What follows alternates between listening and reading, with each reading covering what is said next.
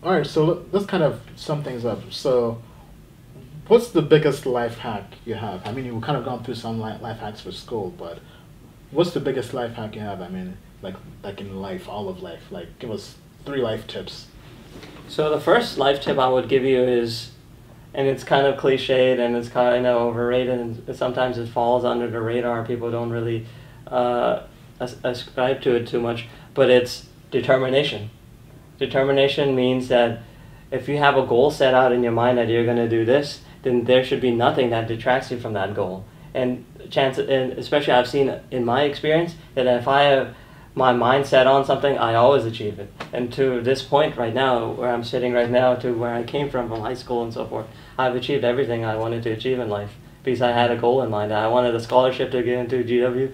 Or into college, I got a scholarship. I wanted to get into med school, I got into med school. I wanted to get a really high-paying job in this area close to home, and be able to travel, do work, and come up with interesting and new, innovative advancements in medicine and engineering. And that's precisely what I'm doing because I had a goal, determination set out that I'm going to do this, and that's what I did. But not only is just you have like an empty, purposeless goal that I'm going to do this, and then you don't act on it. You have to have a goal in mind and take all the steps necessary to execute it. So determination is the first thing. So speaking of that, though, the next determination me and Ace have is making 1 million. Making millions. Yeah, making millions. Actually, 1 billion, but right, the first step to 1 billion is making millions. Right. All right, that's why I'm getting this guy into the cryptocurrency game. I like it. Right? I like it. We'll keep you guys posted. Yeah, we'll keep you guys posted on that. All right, what's the second tip? The second tip is another cliche, but it's something that I became more privy to, especially when I met this guy over here. Mm-hmm. One of the most influential, one of the most reliable and hardworking people I know.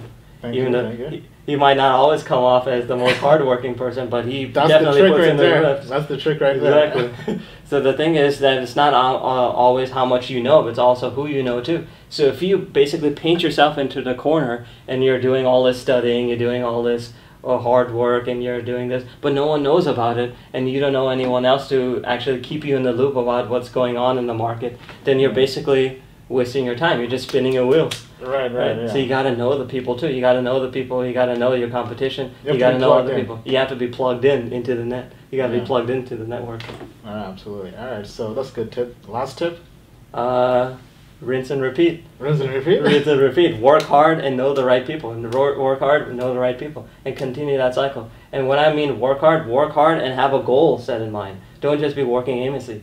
Have a goal set in mind that I'm going to do X by this time, and then set out and do it. Basically, put a deadline in your Put a deadline. I always put a deadline. Yeah, I think on somebody everything said a goal is a dream with a deadline. Exactly, and so dream big and put a deadline to that. Exactly. All right. So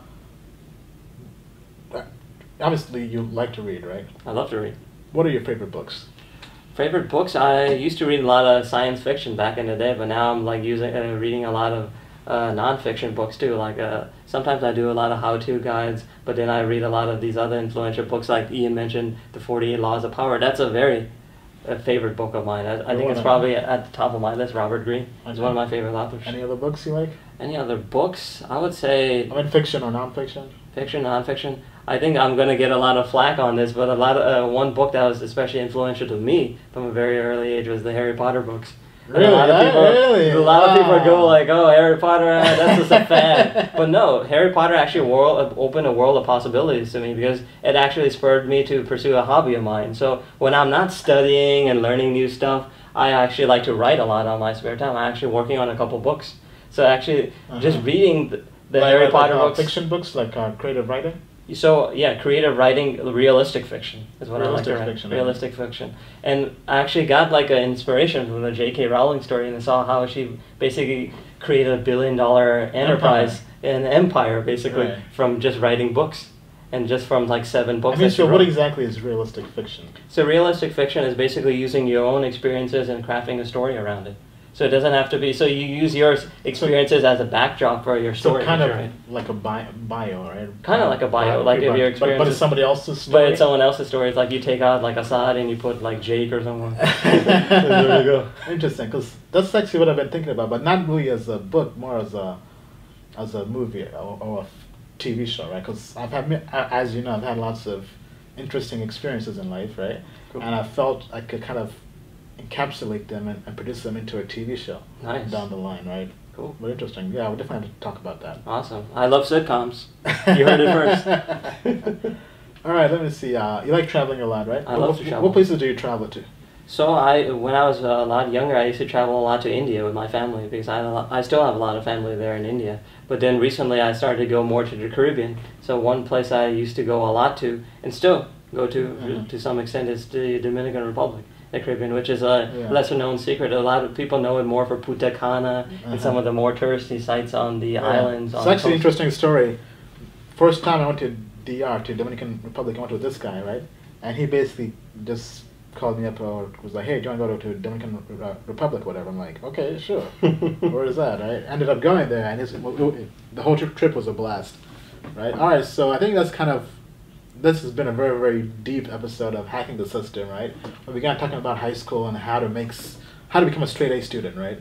But it was a lot more than that, right? It definitely showed us how to kind of start out early, how to overcome high school, college, grad school, how to plot your career academically, right? And I think this is probably one of the best episodes because we definitely have lots of college kids out there, even high school kids, right, who are constantly asking me questions about college. Yeah. And I think this video right here can become that de facto, what's it called, cornerstone, right? Is it, right? Yeah. Cornerstone, right? That's Well, anyway, a nice ring to it. It's been a very, very great time having you on the show. I appreciate it. I appreciate you, Ian. Always a pleasure. You're always my brother for life, right? Yeah, brother from and another I'll probably mother. have you back on sometime down the road, right? Yeah, anytime you guys have any questions, if you want any more tips to mastering college, mastering university, and getting into the career of your dreams. Yeah, smartest guy I know. Let me know. All right, thanks, guys. Thanks. Peace. Peace.